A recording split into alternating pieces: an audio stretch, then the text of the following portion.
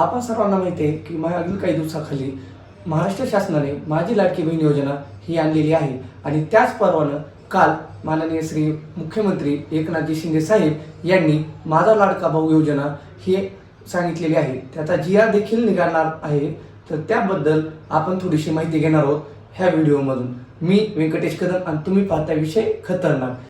काय आहे ती योजना, तिचा फायदा कोणाला होणार आहे कोणाला नाही, त्याच्यासाठी लागणारे कागदपत्र काय आहेत हे आपण आज पाहणार आहोत।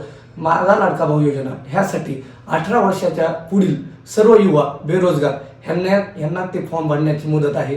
कारण की माननीय श्री एकनाथजी शिंदे साहेब यांनी त्यांच्या भाषणामध्ये हे सांगितलेलं आहे की ज्यांची 12वी झालेली आहे त्यांना 6,000, ज्यांचा डिप्लोमा झालेला आहे त्यांना 8,000 आणि ज्यांचे पदव्युत्तर शिक्षण झालेले आहे त्यांना 10,000 हे महिन्याला मिळेल। त्यासाठी लागणारे कागदपत्रे कोणती ते आता मी तुम्हाला सांगतो।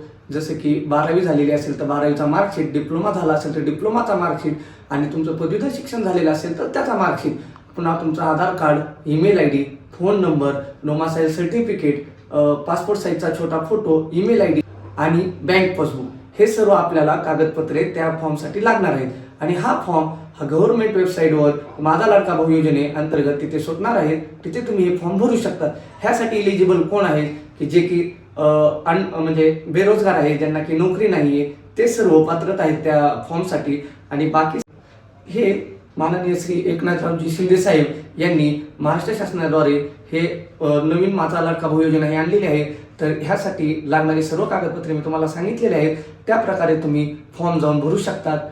तुम्हाला व्हिडिओ आवडला असेल तर नक्की तुमची प्रतिक्रिया ही कमेंट बॉक्समध्ये कळवा आणि व्हिडिओला लाईक करा, चॅनलला सबस्क्राईब करा। धन्यवाद।